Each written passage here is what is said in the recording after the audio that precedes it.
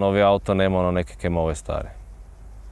Tako da velim, kad se sedneš, imaš osjećaj da je to neke drugo.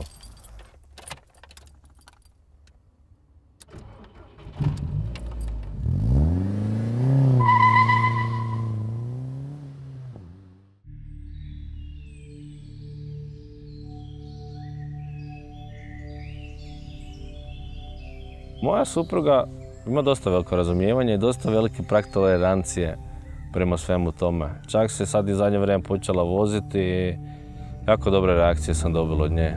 Em na auto, na ponašanje auta, na držanje auta, tako da vjerojatno se jako dobro vozila s njim. Nije nigdje oštećen, to je bitno. Čak i planiramo neki njezin projekt pokrenuti.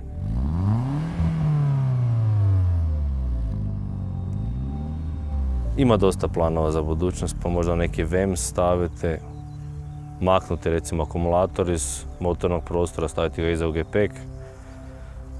A dosta toga se vrti po glavi sad. Kak bude vremena, budem neke radil. Polako, ima vremena, tako da. Nikad nije to ništa određeno kaj moram napraviti u jednom trenutku. Ne? Pa bomo vidjeli. Motor je iz Audi A3. Jer ja sam kupila auto bez ičega, znači bila je samo gola karoserija, nije bilo niti motora, niti ovjesa, ničeg, znači apsolutno ničeg. Krenuo sam onda iz nule, bilo je plan stavljati 1.8.16 stila turbo, znači od trojke blok, od dvojke glava, turbina, druga isto VEMS struja, ali jednostavno zbog nedostatka vremena da to sve se sastavi, predugo bi to trajalo, a htio sam se voziti, sam uzelo od Audi A3 motor, puknuli smo ga unutra, par dana pospojili i evo, sad se vozim, sad funkcionira, tako da. Ali, preslabo je to. Ima uvijek ljudi kojima je to glupo, zakaj si slagal stari auto, zakaj si ulagal novce u to, mogu si kupiti neke novijega, biti bez brige i voziti se, ali ne znam, to je jednostavno tak. Uđe ti pod kožu i način života postane jednostavno. Krenulo je to nekako samo od sebe praktički. Bila je jedna ta buba od mame. To sam malo rastavljal, još je uvijek rastavljena, nije složena. Ide godine, malo pratiš to bolje, poznaš cijenu neku, zaposliš se, uspješ neke zašparati, kupiš jedan auto, skužiš da nije dobar, kupiš drugi, pa kupiš treći za dijelove.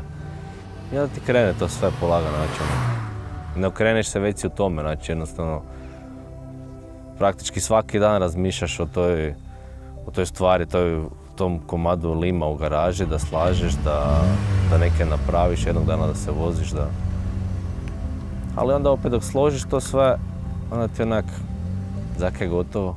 I onda skužiš da nikad nije gotovo, da uvijek ima neke stvari, da te smeta, ne znam, nisi ovo dobro složilo, ovaj nosač ti ne odgovara, hoćeš veće kočnice, veći turbo, bolji motor.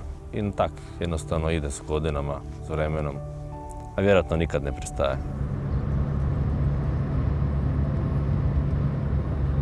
Tate bratić je imao Corrado G60, to je bilo 96. 7. godine, tu negdje ga on imao, možda čak i prije. I to je onda tako krenulo dalje. Mada svi vozio Volkswagenom u obitelji, tako da onda valjda je logično bilo. Valjda je logično bilo za dalje.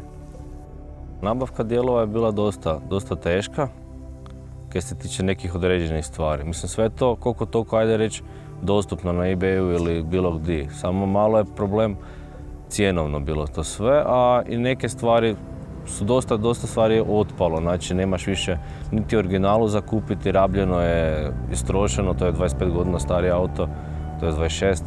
A nabavi se, ako hoćeš, ako imaš volju, uvijek negdje najdeš. Kupiš neke rabljeno pa si posložiš ili neku ideju zmisliš da napraviš neke novoga. Najde se, skombiniraš. Kad je taj proces trajal, kad sam ja slagao taj auto, to jest nikad to nije gotovo, kako sam već prije rekao, poznaš jako dobrih ljudi. Stvarno poznaš ljudi koji, znači, mislim da, dobro, svako kad se, bilo s čim da se baviš, uvijek upoznaš neke divne ljude, neke nove ljude. Tako je isto i s tim, upoznaš brdo ljudi koji na kraju krajeva ti postane jako bliski. Možda čak i s nekima postaneš, ne znam, kumovin ili tak neke. Znači, zbližiš se s ljudima, jednostavno staneš u kontaktu s njima. Tako da, Imam dobrih iskustva svim tim, tako da bilo je nekih i loših stvari i svašta, ali više prevladava bolje iskustva i pozitivno, jako pozitivno. Proširiš si veliki krug prijatelja, si stvoriš, moraš otići kam god, uvijek imaš negdje nekoga da se najdeš, popiješ kavu s njim ili bilo kaj, tako da pomažemo s jednim drugima, zato smo i tu.